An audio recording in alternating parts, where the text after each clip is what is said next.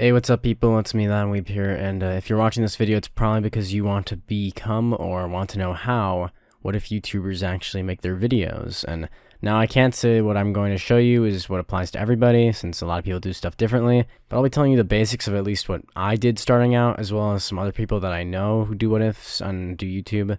If you guys do like this type of video style where I just go through explaining how to do something, I don't know, just let me know down in the comments below what you think. Anyhow, in this video, we'll be covering the basics of how to make WhatIfs, which I won't be getting too in-depth on, but I'll be talking about like the basic things you need in order to start making videos, as well as just some prerequisites that you should probably see if you have checked off to see if you really think that you can make videos that people would want to watch. Anyhow, let's just get right into it. So starting off, there's just a few things that I'm going to get out of the way, and these might sound pretty mean, but they're just kind of true, and I'm trying to help you guys out so that you don't spend either half a year or years like what I did making YouTube videos with no results. And that is your age. Now, as you guys have known from my multiple streams, if you're watching them or if I might have mentioned them in videos before, I used to post a lot of Minecraft videos when I was younger. Let's create a faction. Do you want to be the faction leader? Since around 2015 when I created my channel, actually. I posted Minecraft videos, I was a gaming YouTuber.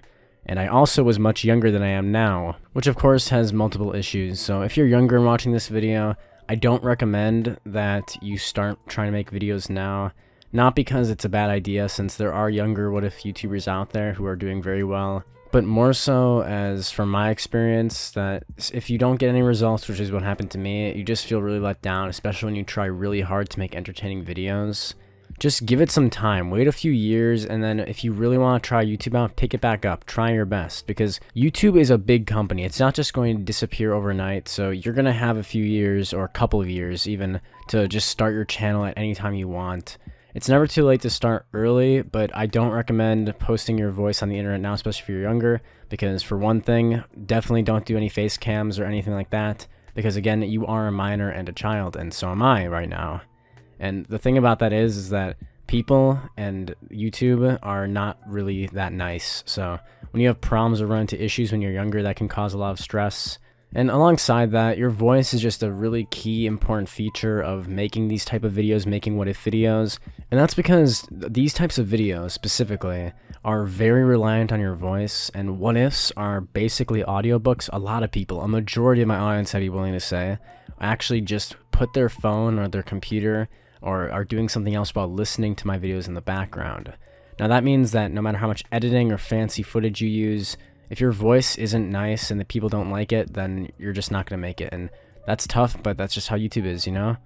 Anyhow, I do recommend that if you're younger, you can still watch this video and keep some tips, so that way later on down the road, if you want to give it a try, feel free, go for it, because anime's not disappearing, YouTube's not disappearing, as I've already stated, and you have time. Don't feel like you have to do everything now, because especially when you're younger, and I know this, time feels like it goes much slower, but as you get older, time will start moving faster and faster, and that's when I really recommend that you start doing YouTube, because for YouTube, for me, is my creative outlet, and it allows me to share things with my audience, you guys, and just talk with you all, and talk about different topics that I like to talk about. And when you're younger, I don't know if you can really appreciate it as much as it is when you're older. So that's my first advice. If you're younger, you can ignore this piece if you want to. I'm just telling you. The second piece of advice I'll say is that don't worry about your camera quality or background quality or video in the background quality at first, at least. I know people who have used their thumbnails as their images in the background, or people who don't even have background, just black screens, that do marvelous on YouTube, that have 10,000 subscribers, even higher subscriber counts. The main thing you're going to want to focus on is your audio quality. Now, what I mean by this is that there are some very basic setup things you can do, and I'm going to tell you the two paths you can take, I guess, now. Number one, you already have a computer or a laptop or some sort of PC device. That's great. That's the best option. That means you'll be able to do most of the software as well as other things that I'll be recommending further on down the video.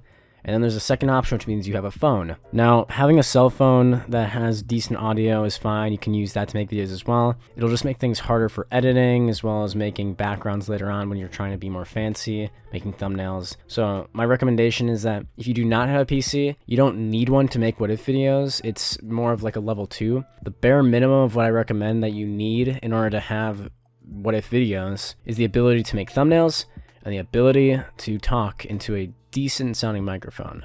It doesn't have to be top tier quality to the point where it sounds like you're whispering into someone's ear ASMR style. You know what I mean. But you're going to want to have a microphone that just really allows people to hear you and your actual voice and just get to know you as you sound as a person, you know?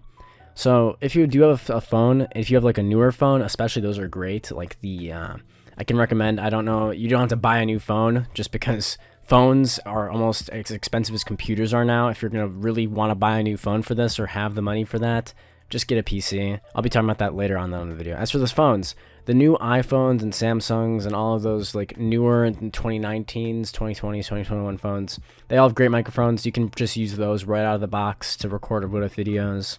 And to record WhatIf videos on your phone, you can use recorder apps. You can download them from the Play Store, on the Apple Store. You can do lots of different software you can search on there. And as for thumbnails, you can use, and editing, you even have, if you have an Apple at least, you have the video editor, iMovie. You can do lots of different things with that. For images, you can even use just the basic photo option they have in the phone. Phones are really amazing right now. Nowadays, the technology is so advanced. You can do a lot of stuff with them. And that is the bare minimum I recommend for WhatIfs, at least. If you guys want to do those videos and you have a phone like that, then you're pretty much set for the rest of the video. If you do not have a phone or you don't have a computer or any technology, for one, I don't know how you're watching this video, unless you're on like a school computer or your parents' phone or something like that, in which case you could just use that. But anyhow, we'll move on from the basic technology, I guess I should say, to actually explaining how to make the videos themselves. Now here's where the second prerequisite comes in, okay? Now, I'm going to say two WhatIf ideas, okay? And one of them is going to be really good and one of them is going to be really bad. Just for example, what if Naruto was a Saiyan from Dragon Ball Z? The title would be What If Naruto Was a Saiyan, alright? Short, simple, sweet, straight to the point. What is not something that you want to see in a title or for a video idea? What if Naruto was a Saiyan and was Frieza's reincarnation and was a hollow and had breathing techniques and had a quirk and. Stop it right there. Stop, okay? Those video titles are just really, really bad, and I don't know how they get views, to be honest, because think about it from a perspective of someone watching a video, and as you know, is it really believable that this character would just have all these random powers picked, not even from the same universe, not just mentioning, because it's okay to have multiple abilities, multiple changes, but if it doesn't make sense like what I just listed there, then I don't think that even you would think that's a good idea. Now, what I'm saying with my point here, my example, is try and keep your titles short and sweet, try and keep the story and plot as close to the original as possible, but don't feel binded by it. Something that a lot of WhatIf YouTubers run into problems later on is that if they stay too close to the original plot, your videos will become stale and boring and no one will really want to watch them. Something that I've found out is that combining more fan fiction and WhatIfs together to, instead of just making WhatIfs about a simple timeline change that still follows the main story, following a fan fiction mixed with a WhatIf style allows you to be more free and creative with your videos, as well as just make way better and more entertaining videos in general.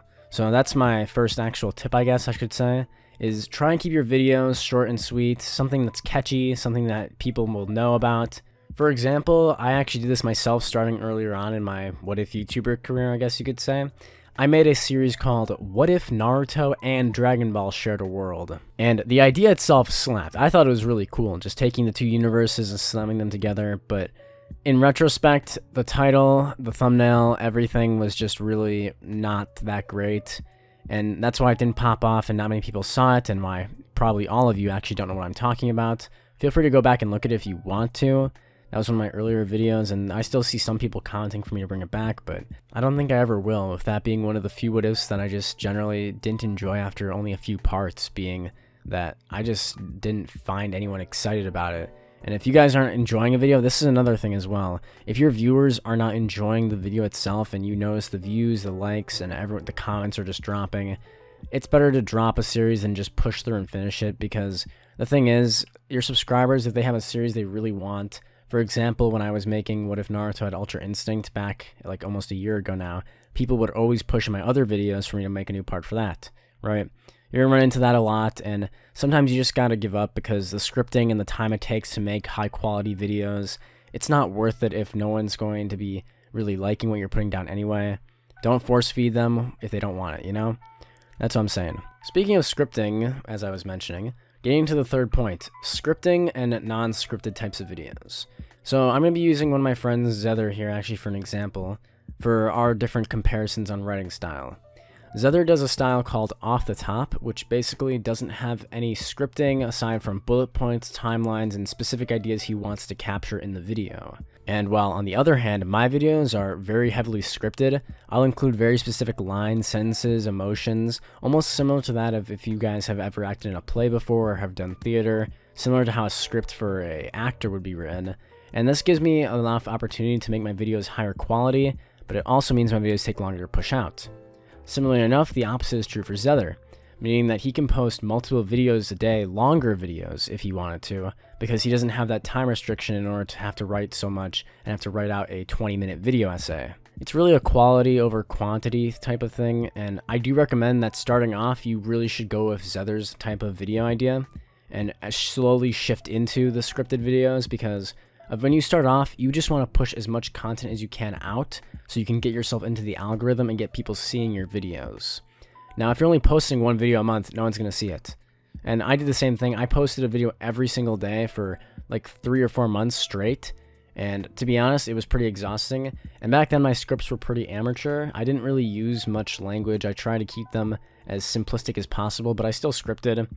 And that's why I was able to post so frequently back then.